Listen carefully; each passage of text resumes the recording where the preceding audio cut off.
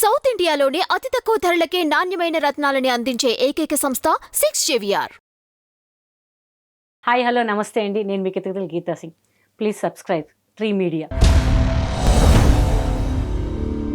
ఈ బాబు ఇన్సిడెంట్ వద్దాం. ఓకే, మీకు ఎన్నింటికి ఫోన్ వచ్చింది?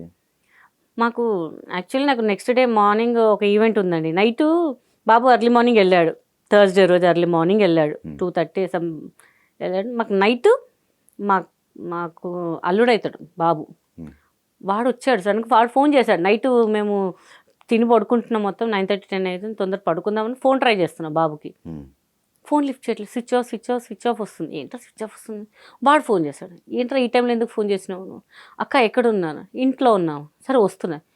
ఈడెందుకు వస్తా అంటున్నాడు అన్న. ఎక్కడున్నావురా? పడుకొని నిద్ర వస్తుంది, మరి పొద్దున్న ఈవెంట్కి వెళ్ళేది ఉందిరా 5 o'clock. వస్తున్నా అక్క 15 నిమిషాలు అరా. ఏం అరగంటే ఇంకా వస్తాను. మళ్ళీ ఫోన్ చేశాడు. అరే ఏంట్రా నువ్వు వస్తున్నావు, ఏం పని ఉందిరా, మేము పడుకుంటున్నావు, వచ్చాక ఫోన్ చేయ, అర్జెంటా అంటే హీయే నవ్వాడు వాడు కొంచెం. ఏం మనం ఆ స్ట్రైకే పోదు మనకి ఏమైనా అయిందని. వాడు రాగానే సడన్గా వచ్చాడు, ఇట్లా కూర్చున్నా, ఇట్లా డోర్ తీయగానే అక్క ఎక్కడ పోయాడు అంటే టూర్కి వెళ్ళాడు, టూర్తో ఫ్రెండ్స్తో టూర్ వెళ్ళాడు రా అనగానే, అవునా యాక్సిడెంట్ అయింది వాడికి, చనిపోయాడంట. షాక్ అయ్యాను ఇంకా. అసలు ఏం మాట్లాడుతున్నావు, పిచ్చిలేసిందా, ఏం మాట్లాడుతున్నారా నువ్వు అని. అసలు నాకు చేతులు వణుకుతున్నాయి, అసలు ఎట్లనో అయిపోతుంది. ఆ ఈవినింగ్ కూడా నాకు అరౌండ్ మధ్యాహ్నం నుంచి ఎట్లనో ఉంది. అసలు గుడికి వెళ్ళాను కానీ ఎట్లనో అన్ఈజీగా ఉంది అంతే. డ్రైవింగ్ చేస్తున్నా పిచ్చి పిచ్చిగా అనిపిస్తుంది, ఏదో నాకు నిద్ర పట్టట్లేదు, ఏంటి ఇట్లా అవుతుంది నాకు అంత గమనించలేదు నేను అసలు. వాడు ఇట్లా చెప్పంగానే రూమ్కి వెళ్ళి ఫోటో చూపించగానే ఇంకా నాకు ఏం అర్థం కాలేదు, ఇంకా పడిపోయాను నేను. ఇంకా ఇది అబద్ధం, ఊరికి మీరు ఏదైనా చేస్తున్నారేమోరా, ఫ్రాంక్ ఏదో చేస్తున్నారేమో సార్, నేను నమ్మను రా.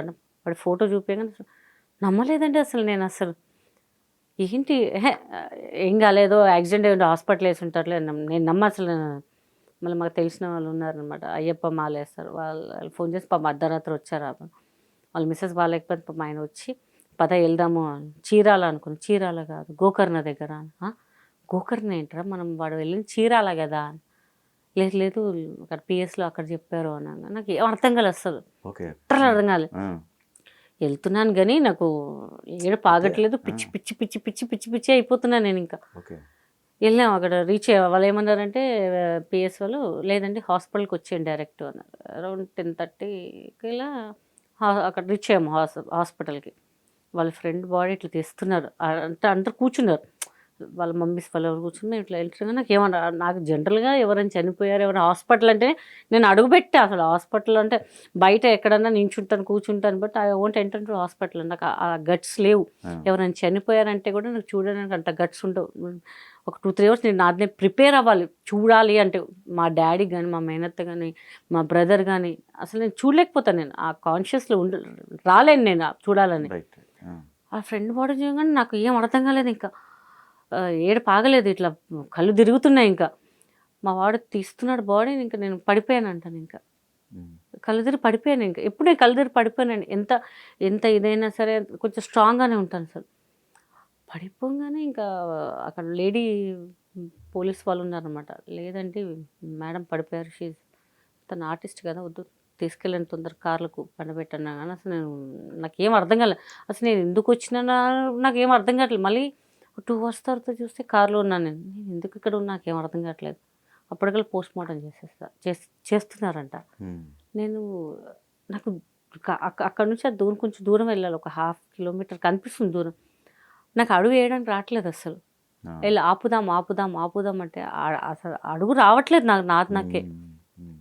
వాడిని ఏం చేస్తున్నారు, నాకు జనరల్ పోస్ట్ మార్టం అంటే తెలుసు, కోస్తారు అది ఇది చేస్తారు. నేను నా బాబుని చేయనియద్దు, నాకు అడుగు రావట్లేదు. నాకు అందరు ఫోన్స్, ఇంకా లేదు వాడికి ఏం కాలే ఇదే కాన్షియస్లో ఉన్నాను నేను. ఇంకా అసలు ఇంకా ఫుల్ డిప్రెస్ అండి, ఫుల్ డిప్రెస్. దేంట్లో లేదు నేను, ఇంకా మనిషిలో లేను ఇంకా అసలు. నేను ఇంకా బాడీ వెళ్ళాలంటే నాకు చెప్తున్నా ధైర్యం రావట్లేదంట, అసలు ధైర్యమే రావట్లేదు. ఎట్లా ఏడుస్తున్నానో, ఎక్కడ ఏం చేస్తున్నా నాకే తెలియలేదు. ఆ రోజు ఎక్కడెక్కడో వెళ్తున్నానంట, నాకు తెలీదు. ఫుడ్ కూడా ఇవాళ సాయంత్రం 7 o'clock తిని ఉంటానండి. నెక్స్ట్ డే అక్కడికి వెళ్ళాము గోకర్ణ దగ్గరికి. అక్కడ నుంచి మళ్ళీ నెక్స్ట్ డే బాడీ తీసుకొచ్చాము ఇంటికి. శివరాత్రి అండి అప్పుడు. మధ్యాహ్నం 2:33 తిన్నానండి రైస్ కూడా ఇంట్లో. ఓకే. అప్పటిదాకా రైస్ అని కానీ వాటర్ అని కానీ సేమ్ నాకు అంటే కాన్షియస్లో లేనంట అసలు. ఓకే. ఇక్కడ కూడా తిరుగుతున్నానంట, పడిపోతున్నానా, ఏడుస్తున్నాను, ఏం లేదు. మా ఇంట్లో వాళ్ళందరూ అసలు రాగానే పడిపోయానంట బాడీ చూడంగానే. అసలు నేను ఓకే. అసలు వస్తున్నాయి వాటర్ కానీ ఇదైపోయానండి, బాడీ మొత్తం ఇదైపోయింది. నాకు ఇంకా అసలు ఎడుద్దామన్న ఇది కూడా మొత్తం పోయింది. ఎందుకంటే వాడి వల్లనే నేను ఇండస్ట్రీ, నా లక్ అన్నీ అనమాట వాడే. నాకు చిన్నప్పుడు ఒక సాంగ్ చేసేటప్పుడు కూడా మమ్మీ ఇట్లా చేయాలి, అట్లా చేయాలి, ఇట్లా చేయాలని చెప్పేవాడు అనమాట. ఇప్పుడు కూడా డైలీ కనిపిస్తాడు, ఏదో ఒక రూపంలో కనిపిస్తాడండి వాడు నాకు. ఏదో ఒక రూపంలో ఎవరో అబ్బాయి చూడ, అరే వీడా వీడా అని చెప్పి అనిపిస్తుంటుంది అనమాట. డైలీ ఏడుస్తానండి వాడి కోసం. మళ్ళీ వాడు ఎందుకు నాకు వాయిస్ మెసేజ్ పెట్టాడు, ఎందుకు పెట్టాడో నాకు ఇప్పటికీ తెలియదు నా ఫోన్లో. మమ్మీ మంచిగా తిను, మంచిగా ఉండు, మంచి షూటింగ్ చేసుకో మమ్మీ అని చెప్తాడనమాట. అసలు చెప్తాడనమాట. నేను వాడు పోతున్నాడేమో, పోయే ముందు నాకు ఇట్లా రాసి పెట్టి పోయాడేమో మమ్మీ, ఎందుకంటే నాకు షూటింగే ఎక్కువ అనమాట. నేను టైంకి తిన్నాను తెలుసు వాడికి, అందుకే రాసి పెట్టి పోయాడేమో. ఇంకేంటంటే డైరీలో ఒకటి రాసి పెట్టిపోయాడు.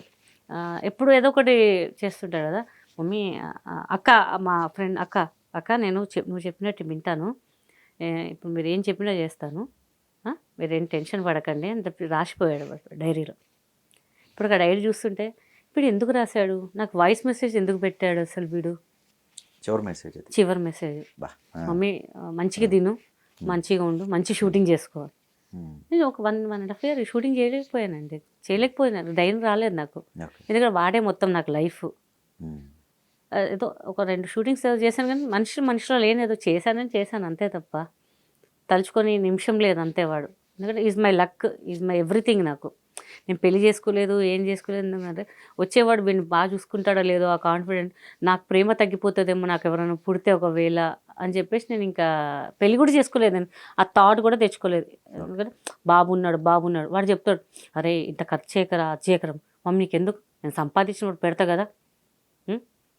నాకు కారు ఉందండి, వేరే కారు తీసుకుందాం. ఎందుకు వాడు నడిపించిన కారు కాబట్టి నేను గుర్తుగా నేను అదే పెట్టుకున్నాను. అందరూ అంటారు మార్చచ్చు కదా, వాడు నేర్పించినప్పుడు వాడు నడిపాడు.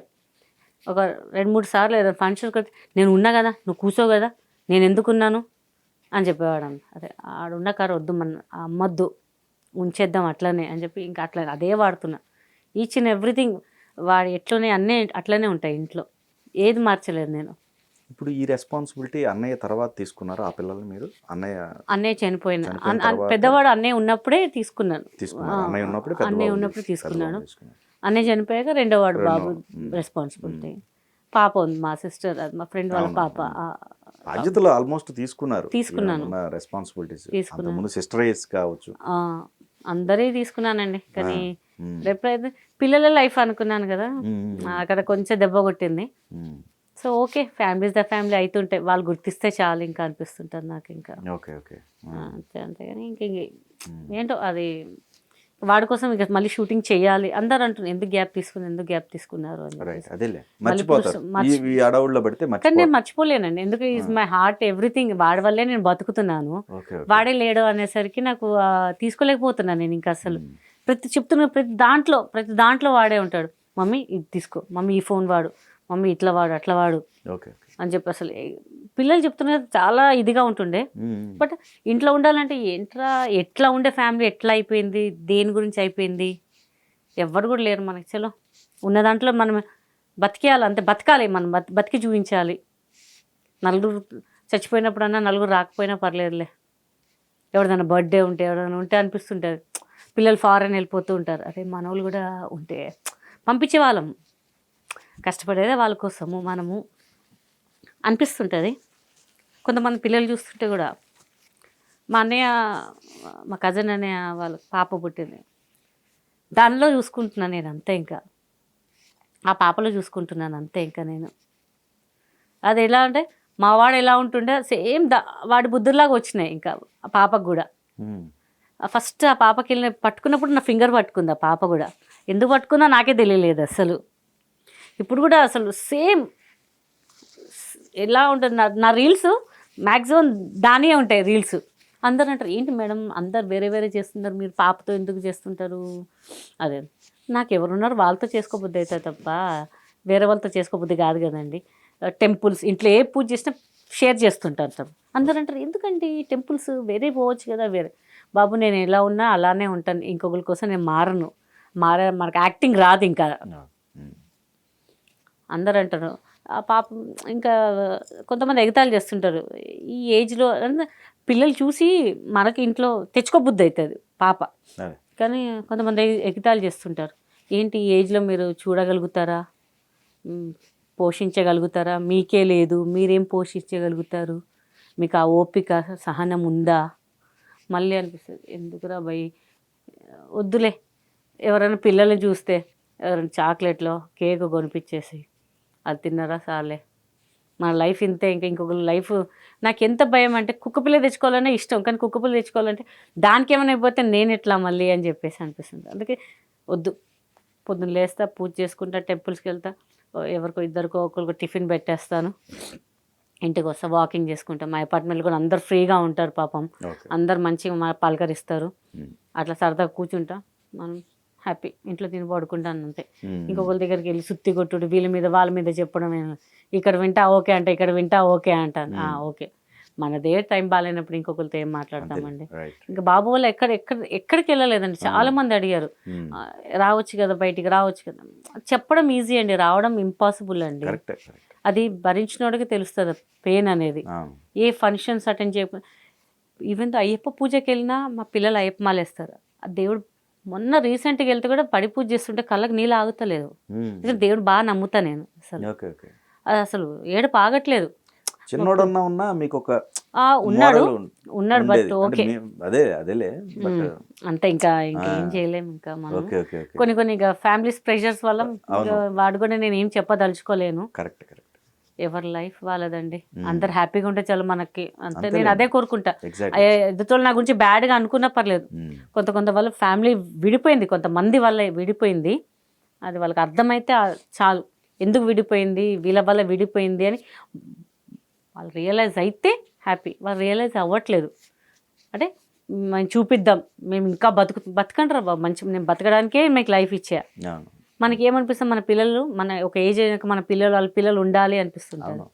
పక్కన వాళ్ళ పిల్లలు చూస్తుంటే అరే మన పిల్లలు ఉంటే బాగుంటుంది, మనకి టైం పాస్ అవుతుంది. ఇంటికి రావాలా, కూర్చోవాలి, టీవీ చూడడం, ఏదో ఫోన్ చూసుకోవడం, ఇంకా అంతే అండి. ఇంకా బాధ అనిపిస్తుంది కానీ మనం ఇంకా ఏం చేయలేము. ఇంకా దేవుడు రాసి పెట్టిపోయాడు కర్మ, నీది ఇంతే అనుభవించు అని. నవ్వించాలి, నవ్వుతూ బతికేయాలి అంతే. నిజంగా నవ్వించే వాళ్ళ వెనక చాలా సాడ్ స్టోరీలు ఉంటాయి, అంత తేలికైన కాదు. బట్ తెర ముందు వాళ్ళు నవ్విస్తూ ఉంటారు, కానీ తెర వెనక వాళ్ళకు ఉండే బాధలు చాలా. మేము నిజామాబాద్ వెళ్ళినా కూడా మా వాళ్ళు అందరు ఉన్నారు, బ్రదర్స్ వాళ్ళు, మామయ్యలు. ఇక వాళ్ళతో అలా షేర్ చేసుకుంటూ ఉంటాను అనమాట. మాట్లాడుకుంటూ సరదాగా బయటికి వెళ్ళి ఏదో వాళ్ళ పద బయటికి వెళ్దాం మా అన్నయ్య వాళ్ళందరూ ఉంటారు అనమాట. బాధ అనిపిస్తుంది వాళ్ళ పిల్లలు చూస్తుంటే బాధ అనిపిస్తుంటది. ఎందుకంటే ఒకటేసారి అంత ఫ్యామిలీ చూసి మనం సోలోగా అనేసరికి ఎట్లనో అనిపిస్తుంటది. ఎంతమంది ఉన్నా తెలియని లోటు ఉంటది, లోపల ఉంటది. అంటే మనకి సానుభూతి కాదు నేను అడిగేది, కనీసం ఒక ప్రేమ అనేది ఉంటే బాగుంటది. ఏమంటే మీకేంటి అంటారు. అదే మీకేంటి అనేది నాకు ఇప్పటికీ అర్థం కాదండి. అంటే మేము హ్యాపీగా బతుకుతుందా, ఈమె బతకలేదా, మరి ఏం చూపిద్దామని అదే ఒకటి అర్థం కాదు అంతే. ఇంకా వాడి కోసం ఇంకా స్టార్ట్ చేసా, సినిమాలు చేయాలి, రీల్స్ చేయాలి. అవును, నిజామాబాద్ ఇప్పుడు దిల్ రాజు గారు ఉన్నారు. అవును, సేమ్ కదా. అసలు ఆయన ఒక్క సినిమా చేయలేదండి నేను. అదే అర్థం కావట్లా నాకు కూడా అర్థం కావట్లేదు. ఆయన ఒక్క సినిమా చేయలేదు నేను. అది ఎందుకో తెలియట్లేదు. చాలా మంది అడుగుతారు